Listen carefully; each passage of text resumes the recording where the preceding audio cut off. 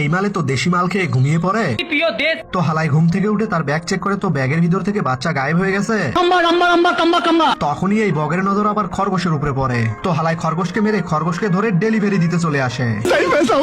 আর এইদিকে গরিলা তার বাচ্চা আসার অপেক্ষা করতেছিল। তখনই বগ এখানে চলে আসে তার বাচ্চা নিয়ে। তো বাচ্চা আসার খুশিতে বাচ্চার বাবা এই তিনজনের মুখে কলা ঢুকিয়ে দেয়। এরপরে এরা দুইজনে যখনই ব্যাগটা খুলে তাদের বাচ্চাকে দেখতে যায়, তো গরিলা এবার খরগোশকে মারার জন্য লাঠি নিয়ে আসে। তখনই বাচ্চার মা আবার তখনই খরগোশের জ্ঞান ফেরার সাথে সাথে তার এই অবস্থা দেখে সে তো অনেক অবাক হয়ে যায়।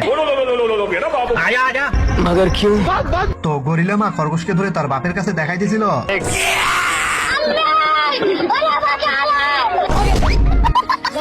তো খরগোশ চালাকি করে বাচ্চা হওয়ার অ্যাক্টিং করতে শুরু করে। মানে এগুলো কি ভাবা যায়?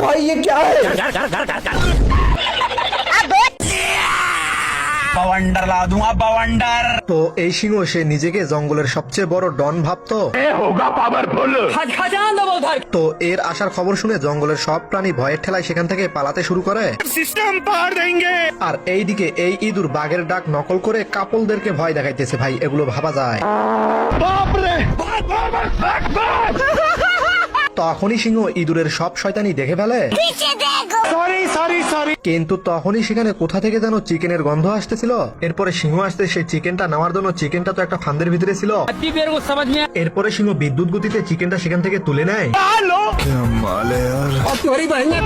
এরপরে সিংহ একটা ভেড়ার বাচ্চাকে দেখতে পায়। ভাই ভেড়ার বাচ্চাকে তোলার সাথে সাথে একে একটা পাঞ্চ মেরে দেওয়া হয়। তখনই সুযোগ পেয়ে সার্কাসের লোক সিংহকে তো রশি দিয়ে বেঁধে ফেলে।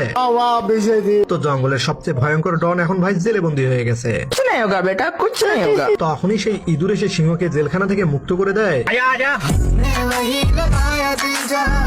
তো এইখানে খরগোশ রাইতের বেলা আসছে ঘুমানোর জন্য।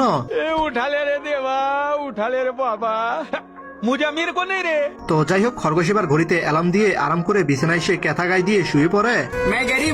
এরপরে খরগোশ চোখ বন্ধ করে আরামে নাক ডেকে ঘুমাইতেছিল। তখনই পাশের বাসা থেকে ডিজে গানের শব্দ চলে আসে।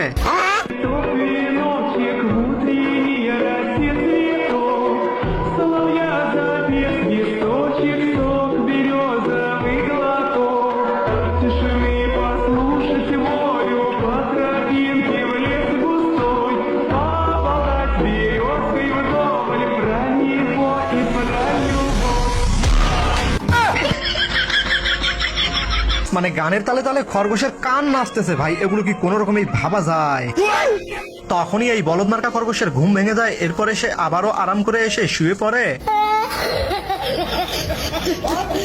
কিন্তু এই বলদের কান তো আবারও নাচতে শুরু করে।